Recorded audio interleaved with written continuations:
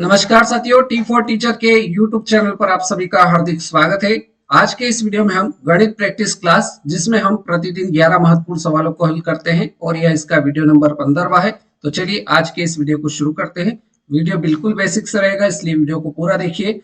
और वीडियो अगर पसंद आए तो वीडियो को लाइक करें, शेयर करें अपने दोस्तों के साथ, और अभी तक चैनल पर नए हो तो चैनल को सब्सक्राइब कर लीजिए। क्वेश्चन नंबर 1 की ओर बढ़ते हैं। प्रश्न संख्या 1 में दे रखा है 57 का 2/3। 57 का क्या दे रखा है? 2/3। तो 57 का 2/3 कितना हो जाएगा? 57 गुणित 2/3 हो जाएगा। आगे कह रहा है कि 90 के 1/3। 90 के 1/3 तो ये हो जाएगा 90 गुणित 1/3। 1/3 का मतलब 1/3 होता है। से कितना अधिक है? तो इसमें से इसको माइनस कर देंगे तो हमको पता चल जाएगा कि 57 का 2/3 90 के 1/3 से कितना अधिक है। इसको सरल करेंगे तो ये 19 3 57 हो जाएगा, और ये 3 से कट जाएगा 30 बार में। तो यहाँ पर 19 का 2 से गुणा करेंगे, 19 दूना 38 हो जाएगा, माइनस 30 एकम 30। तो 38 में से 30 घटाएंगे तो कितना आ जाएगा? 8 आ जाएगा। 8 हमारे इस सवाल का बिल्कुल सही उत्तर, option number A correct answer रहेगा। आगे बढ़ते हैं सवाल नंबर 2। सवाल नंबर 2 दे रखा है √1 प्लस 25/144। ये पूरा अंडर रूट में है, और बराबर दे रखा है 1 प्लस x/12। इसमें अपने को x का मान निकालना है। तो सबसे पहले इसको सरल कैसे करेंगे? इस 144 का 1 से गुणा करेंगे तो ये हो जाएगा √144 प्लस 25, और बटे में कितना आ जाएगा? 144 आ जाएगा, बराबर हो जाएगा 1 प्लस x/12। यहाँ पर इसको सरल करेंगे तो ये 25 और 144 जुड़ जाएंगे तो कितना हो जाएगा? अंडर रूट हो जाएगा 169, और बटे में कितना आ जाएगा? 144, बराबर कितना हो जाएगा? 1 प्लस x/12। इसको आगे सरल करेंगे तो ये हो जाएगा अंडर रूट 169 का मान कितना होता है? तो ये हो जाएगा 13, और बटे अंडर रूट 144 का मान कितना होगा? तो 12, बराबर कितना हो जाएगा? 1 प्लस x/12। यहाँ से अपने को क्या करना है? इसको सरल करना है। तो यहाँ से इसको सरल कैसे करेंगे? तो सरल करेंगे तो 12 एकम 12 और प्लस x हो जाएगा, तो इसको सरल कर लेते हैं। तो 13/12 बराबर हो जाएगा 12 प्लस x, और बटे में 12 हो जाएगा। ये 12 से ये 12 कैंसिल हो जाएगा, तो यहाँ से x का मान निकाल सकते हैं। तो ये 13 यहीं रहने देते हैं, और ये 12 इधर से इधर आएगा तो माइनस का 12 हो जाएगा, और इधर हो गया x। तो यहाँ से x का मान कितना हो गया? 13 में से 12 घटेगा तो 1 बचेगा। तो अर्थात आप बता सकते हैं कि x का मान कितना आ जाएगा? 1 आ जाएगा। x का मान 1 आ गया। आपका ऑप्शन नंबर ए सवाल नंबर 2 का बिल्कुल सही उत्तर हो जाएगा। राइट, चलिए आगे बढ़ते हैं। सवाल नंबर 3। दो संख्याओं का लघुत्तम समापवर्तक दे रखा है। आपको दो संख्याओं का एलसीएम दे रखा है, वो कितना है? 2520 है। आगे कह रहा है कि महत्तम समापवर्तक मतलब एचसीएफ भी दे रखा है, और एचसीएफ कितना दे रखा है? 12 है। इनमें से यदि एक संख्या 504 है, मतलब पहली संख्या भी दे रखी है, वो दे रखी है 504, तो हमसे पूछा है कि दूसरी संख्या क्या होगी। तो आपको एक फार्मूला याद रखना है, पहली संख्या गुणित दूसरी संख्या, और ये दोनों संख्याओं का गुणनफल किसके बराबर होता है? तो ये बराबर होता है एलसीएम इंटू एचसीएफ के गुणनफल के बराबर होता है। तो यहाँ पर पहली संख्या आपको कितनी दे रखी है? 504 दे रखी है, गुणित दूसरी संख्या आपने को निकालना है, बराबर एलसीएम दे रखा है 2520, गुणित एचसीएफ कितना दे रखा है? 12 दे रखा है। बस इसको सरल कर लीजिए। दूसरी संख्या बराबर कितना हो जाएगा? 2520 गुणित 12, और 504 कहाँ आ जाएगा? बटे में चला जाएगा। यहाँ से इसको सरल कर लीजिए। सरल करेंगे तो 12 से इसको काटते तो 12 एकम 12, 12 चौक 48, कितना बचा? 2 बचा। तो ये कितना हो गया? 24 हो गया। 12 दूना 24। राइट, अब यहाँ से इसको काटते हैं तो ये कट जाएगा 7 छंग 42। 6 से काटेंगे 7 छंग 42। 6 से काटेंगे इसको 6 तिया 18, 6 चौक 24, 4 बार कट गया, 1 बचा, 12 हो गया। तो 6 दूना 12, 2 बार चला गया, और 0। अब 7 से कट जाएगा, 7 एकम 7, 7 छंग 42 और 0। तो यहाँ पर आपकी दूसरी संख्या कितनी आ जाएगी? दूसरी संख्या आ जाएगी आपकी 60 आ जाएगी। अर्थात आप बता सकते हैं कि दूसरी संख्या कितनी हो जाएगी? दूसरी संख्या आ जाएगी आपकी 60। ऑप्शन नंबर सी जो रहेगा वो आपका राइट आंसर रहेगा। Next question, question number 4।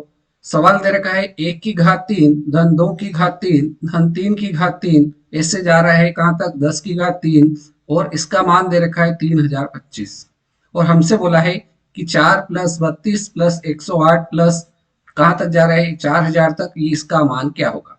तो बहुत ही सिंपल है, हमें जो दे रखा है वो दे रखा है 4 plus 32 plus 108 plus dash dash dash कहां तक जा रहा है, ये 4000 तक जा रही है। अब इसमें से देखिए आप 4 सभी में कॉमन निकल जाएगा, तो 4 इसमें कॉमन लेंगे तो 4 में 4 का भाग देंगे तो यहाँ 1 बचेगा। 32 में 4 का भाग देंगे तो कितना बचेगा, 8 बचेगा। यहाँ पर अगली संख्या 108 है, 108 में 4 का भाग देंगे तो कितना बचेगा, 27 बचेगा। और आखिरी वाली संख्या है आपकी 4000, 4000 में 4 का भाग देंगे तो कितना बचेगा, 1000 बचेगा, यही बचेगा। अब देखिए इसको ध्यान से देखिए, तो ये 4 ऐसा कैसा, एक को अपन लिख सकते हैं 1 का क्यूब, कोई दिक्कत नहीं। 8 को लिख सकते हैं अपन 2 का क्यूब, कोई दिक्कत नहीं। और 27 को लिख सकते हैं 3 का क्यूब, क्योंकि 3 का क्यूब जो होता है वो 27 ही होता है।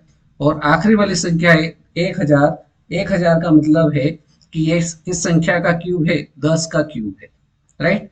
अब ये आगे इसको सरल करेंगे तो 4 ऐसा कैसा, और ये पूरा पद जो दे रखा है इसका मान आपको दे रखा है सवाल में 3025, तो इसकी जगह अपन कोष्टक हटाएंगे तो गुणा का चिन्ह आ जाएगा, और इसका मान कितना आ जाएगा, 3025 आ जाएगा।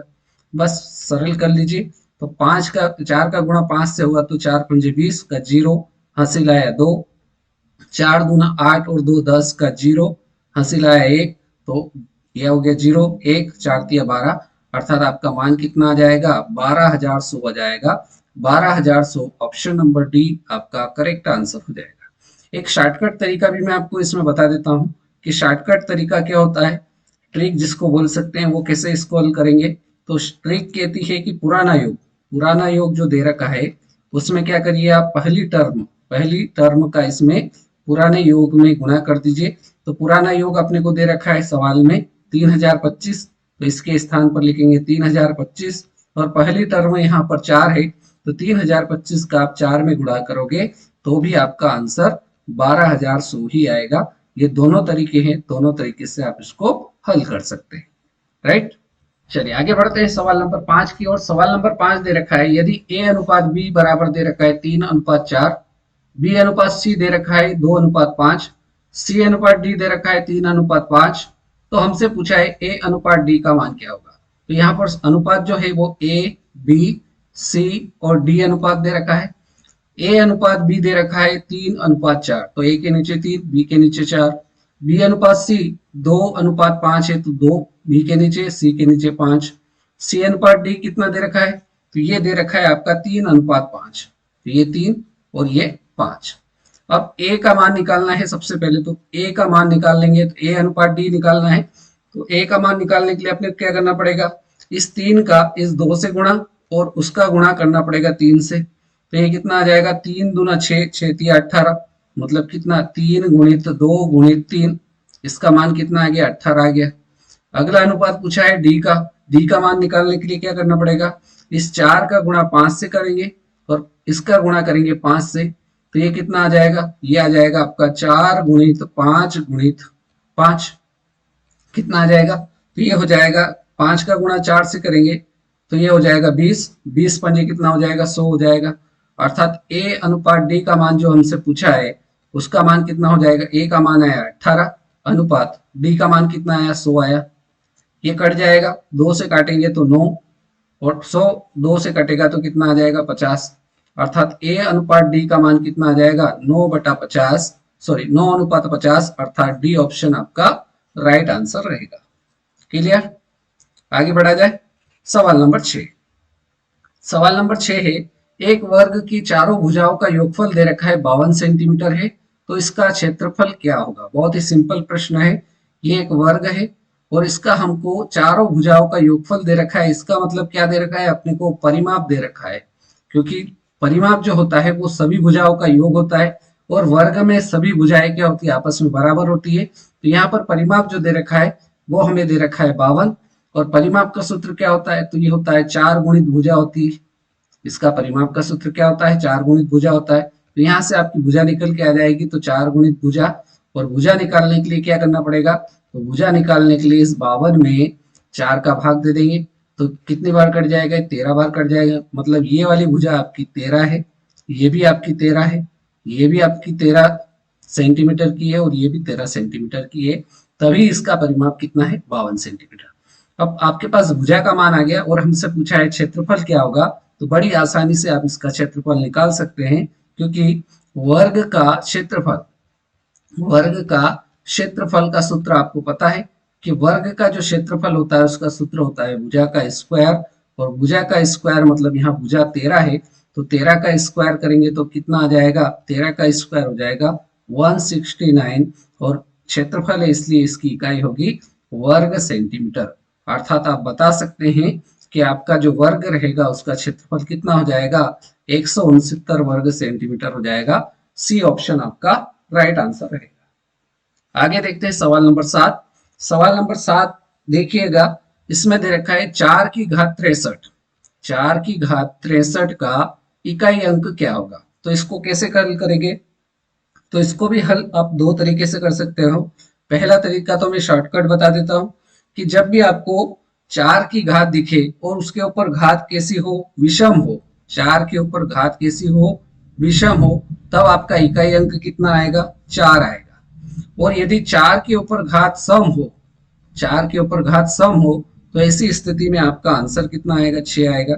ये दोनों बातें आपको याद रखना है, ये आप इस सवाल को डायरेक्ट कर सकते हो। तो यहाँ पर देखिए 4 की घात कितनी है, 63, और 63 जो संख्या है ये आपकी विषम संख्या है, तो ऐसी स्थिति में आपका इकाई अंक कितना हो जाएगा, 4 हो जाएगा। 4 इस सवाल का राइट आंसर हो जाएगा। एक तरीका तो ये। दूसरा तरीका ये कि 4 के ऊपर घात जो 63 है, इसमें आप 4 का भाग दे दीजिए, तो 4 का जैसे भाग देंगे तो 15 चुक 60, शेषफल जो बचेगा, शेषफल बचेगा 3, वो इस शेषफल जो बचा 3, ये इस 4 की घात हो जाएगा। तो 4 की घात 3 मतलब 4 गुणित 4 गुणित 4, तो 4 चौक 16, इकाई अंक 16 में 6, 6 का गुणा 4 से करोगे तो 6 चौक 24, अर्थात आपका इकाई अंक कितना आएगा, 4 ही आएगा। 4 इसका राइट आंसर हो जाएगा, मतलब option number C right answer हो जाएगा। तो आपको ये दो बातें अवश्य याद रखना है 4 के केस में, कि जब 4 की घात आपको विषम दे रखी है तो आपका आंसर 4 ही आएगा, और 4 की घात यदि आपको सम दे रखी है तो आपका इकाई अंक 6 आएगा। राइट, आगे बढ़ते हैं सवाल नंबर 8। सवाल नंबर 8 दे रखा है 64 की घात, 64 की घात -2/3, 64 की घात -2/3 गुणित 1/4, और इसकी घात कितनी है, -2। तो इसको कैसे हल करेंगे, तो जो 64 आपको यहाँ पर दिख रहा है इसको अपन क्या लिख सकते हैं, तो 64 को लिख सकते हैं 4 का क्यूब, क्योंकि 4 का 3 बार गुणा करेंगे, 4 गुणित 4 गुणित 4, तो 4 चौक 16, 16 चौक 64, अर्थात 4 की घात 3 64 को लिख सकते हैं। और इस पूरे की घात कितनी है, -2/3 है, ये 3 से ये 3 कट जाएगा। और यहाँ पर देखिए जब भी पावर आपको माइनस में दिखे तब आप यहाँ जो संख्या दे रखी है इसको उलट करके लिख लीजिए, उल्टा करके लिख लेंगे तो ये पावर काय में हो जाएगी, प्लस में हो जाएगी। ये घातांक का नियम होता है, क्या होता है कि यदि आपकी घात जो दे रखी वो आपको दे रखा है a/b और उसकी पावर x है, और ये x जो है माइनस में है, तो ऐसी स्थिति में ये अंदर वाला क्या हो जाएगा, b/a हो जाएगा, और ये पावर काय में हो जाएगी, प्लस में हो जाएगी। राइट, अब देखिए यहाँ पर आपके पास क्या बचा है, यहाँ पर आपके पास बचा है 4 की घात -2 गुणित, ये हो गया 4/1, 4/1 का मतलब क्या होगा, 4 ही होगा, और इसकी घात कितनी हो जाएगी, 2 हो जाएगी। क्लियर है। अब यहाँ 4 की घात -2 और यहाँ पर आपके बीच में गुणा का चिन्ह है, और यहाँ 4 की घात 2 है, तो आपको एक घातांक का नियम बताता हूं कि a की पावर m इंटू a की पावर n बराबर क्या होता है, गुणा में घातें जुड़ जाती है, हो जाएगा a की घात m प्लस n। तो इसको सरल करेंगे तो ये हो जाएगा 4, 4 की घात -2, और ये 4 की घात 2 जो है ये इसमें जुड़ जाएगी, तो कितना हो जाएगा, ये 2 से ये 2 कट जाएगा, तो 4 की घात कितनी हो जाएगी, 0 हो जाएगी, और 4 की घात 0 का मान कितना हो जाएगा, 1 हो जाएगा, क्योंकि किसी भी संख्या की घात में यदि 0 है तो उसका मान 1 होता है, ये आपको याद रखना है। एक जो है इसका सही उत्तर ऑप्शन नंबर ए हो जाएगा, राइट आंसर आपका यही रहेगा। आगे बढ़ते हैं सवाल नंबर 9। सवाल नंबर 9 दे रखा है, यदि स्टार 381 संख्या 11 से विभाज्य है तो स्टार के स्थान पर अंक होगा। तो यहाँ पर अपने को जो संख्या दे रखी है वो दे रखी है स्टार 381, और ये बताना है कि यह संख्या 11 से विभाज्य है क्या। तो इसको अपन ऑप्शन से चेक करेंगे। ए ऑप्शन में आपको 0 दे रखा है, तो इस स्टार के स्थान पर 0 रखेंगे तो संख्या बन जाएगी 0381, और ये संख्या क्या 11 से विभाज्य है। तो देखिए ये आपका पहला स्थान, ये दूसरा स्थान, ये तीसरा स्थान, ये चौथा स्थान। 11 का नियम क्या कहता है कि सम स्थान और विषम स्थानों के अंकों का योग क्या होना चाहिए, या तो 0 होना चाहिए या 11 का गुणज होना चाहिए। तो सम स्थान 2 और 4 स्थान पर आपके 3 और 1 है, तो 3 और 1 को जोड़ेंगे तो 4 हो जाएगा। और विषम स्थानों का योग कितना हो जाएगा, 1 और 3। तो यहाँ पर स्थानों का योग हो रहा है 8, तो ये 8 और 4 का अंतर ना तो 0 हो रहा है ना 11 का गुना जा रहा है, तो ये ऑप्शन तो आपका कैंसिल हो गया। बी ऑप्शन को चेक करते हैं। बी ऑप्शन में आपका 1 है, तो संख्या बनेगी 1381, 1381। अब यहाँ पर देखिए ये पहले स्थान पर है, ये दूसरे स्थान पर, ये तीसरा स्थान, ये चौथा स्थान। तो पहले और तीसरे स्थान का योग कितना हो जाएगा, 9 हो जाएगा। मतलब ये विषम स्थानों का योग तो हो गया 9, और सम स्थानों का योग कितना हो जाएगा, तो 2 और 4 स्थान पर 3 और 1 है, 3 और 1 को जोड़ेंगे तो 4 हो जाएगा। यहाँ पर अंतर देखिए 0 आ रहा है क्या, तो 9 में से 4 घटाएंगे तो 5 बचेगा। अंतर ना तो 0 आ रहा है ना 11 का गुणज, ये ऑप्शन भी आपका कैंसिल। सी ऑप्शन चेक करिएगा। सी ऑप्शन में आपको दे रखा है 5, तो 5 को रखेंगे तो ये संख्या बन जाएगी 5381। तो ये कितनी बन जाएगी, 5381। सम स्थान, ये पहला स्थान, ये दूसरा स्थान, ये तीसरा स्थान, ये चौथा स्थान। तो सम स्थान मतलब दूसरे और चौथे स्थान पर 3 और 1 है, तो ये कितना आ जाएगा, 3 और 1 4 हो जाएगा। अब विषम स्थानों का योग 5 और 8 को जोड़ेंगे तो ये कितना हो जाएगा, 8 और 2 10 और 3 13। यहाँ पर इसका अंतर करिए, अंतर कितना आना चाहिए, या तो 0 आना चाहिए। तो 13 में से 4 को घटाएंगे तो कितना आ जाएगा, ये आ जाएगा 9। तो ये ना तो 0 आ रहा है ना 11 का गुणा जा रहा है, ये ऑप्शन भी कैंसिल। तो आपका डी ऑप्शन चेक कर लेते हैं। ये आ जाएगा 7, ये आ जाएगा 3 8 1। आपकी संख्या बन गई 7381। ये आपका पहला स्थान, ये दूसरा स्थान, ये तीसरा स्थान, ये चौथा स्थान। सम स्थानों का योग तो 3 और 1 स्थानों का योग हो गया 4। विषम स्थानों का योग 7 और 8 को जोड़ेंगे तो कितना आ जाएगा, 15 आ जाएगा। अब इनका अंतर करेंगे तो अंतर क्या हो जाएगा, 15 में से 4 गया तो कितना आ गया, 11 बचेगा। अंतर या तो 0 आना चाहिए या 11 आना चाहिए, 11 आ रहा है, मतलब ये संख्या स्टार के स्थान पर आपका जो अंक आएगा वो 7 आएगा। ऑप्शन नंबर डी आपका सही उत्तर हो जाएगा। आगे बढ़ते हैं सवाल नंबर 10 की ओर। सवाल नंबर 10 है 7680 ग्राम प्लस 2580 ग्राम बराबर कितने डेकाग्राम। तो इसको सरल करते हैं। तो सबसे पहले आता है मिली, मिली सेंटी, मिली सेंटी डेसी। उसके बाद आता है ग्राम, लीटर, मीटर, तीनों में से एक जो भी दे रखा हो सवाल में। उसके बाद आता है आपका डेका, फिर आता है आपका हेक्टो, और आखिरी में आता है किलो। राइट। अब देखिए आपको सवाल में यहाँ ग्राम दे रखा है, मतलब आपको यहाँ से चलना है, और कहाँ पूछा है उसने, डेका में पूछा है, तो आपको यहाँ तक पहुंचना है। और इस दिशा में जब जाते हैं तो क्या होता है, इस दिशा में जाते हैं तो भाग होता है, मतलब आपको क्या करना है, भाग करना है। और कितने स्टेप जा रहे हैं, एक ही स्टेप जा रहे हैं, मतलब 10 का भाग करना है। तो जो आपको ग्राम में दे रखा है वो दे रखा है 7680 ग्राम, इसमें आपको 10 का भाग देना है, प्लस 2580 ग्राम दे रखा है, इसमें भी डेका में बदलने के लिए 10 का भाग देंगे। ये जीरो से ये जीरो कट जाएगी, इस जीरो से ये जीरो कट जाएगी, आपके पास बचेगा 768 प्लस 258। 768 प्लस 258 को जोड़ लेंगे तो ये कितना आ जाएगा, 8 और 8 16 का 6, हंसी लाया 1, 5 और 5 10 और 2 12 का 2, हंसी लाया 1, 7 और 2 9 और 1 10। तो आपका आंसर आ जाएगा कितना, 1026 डेकाग्राम आ जाएगा। 1026 अर्थात बी ऑप्शन इस सवाल का राइट आंसर हो जाएगा। क्लियर। चलिए अब बारी है आज के इस वीडियो के अंतिम सवाल, सवाल नंबर 11। इसमें दे रखा है सम चतुर्भुज के विकर्ण 16 सेंटीमीटर तथा 12 सेंटीमीटर है, तो इसका परिमाप बताना है। सम चतुर्भुज, ये यहाँ पर मैं चित्र बना रहा हूँ सम चतुर्भुज का, इसकी सहायता से इसको समझने का प्रयास करेंगे अपन। सम चतुर्भुज, इसका ये वाला विकर्ण, आपको ये वाला विकर्ण बड़ा होगा, तो बड़ा वाला विकर्ण 16 दे रखा है, मतलब इसकी लंबाई 16 है, और ये वाला विकर्ण जो दे रखा है ये 12 है। मतलब ये देखिए ये 12 सेंटीमीटर का है, ये 16 सेंटीमीटर का है। अब ये पूरा 16 सेंटीमीटर का है तो यहाँ से यहाँ तक की जो लंबाई होगी वो 8 होगी, और बाकी इधर जो होगी वो भी 8 होगी। अब ये पूरा 12 का है तो यहाँ से लाकर यहाँ तक ये 6 होगा, और यहाँ से लाकर यहाँ तक भी ये 6 होगा, राइट। अब इसका देखो अपन परिमाप कैसे निकालेंगे। यहाँ पर ये वाला जो डायग्राम में आप लाइन से ड्रॉ कर रहा हूँ इसको देखिए, ये आपको कितना दिख रहा है, यहाँ पर आपको त्रिभुज दिख रहा है और दो भुजाएं आपको दे रखी है।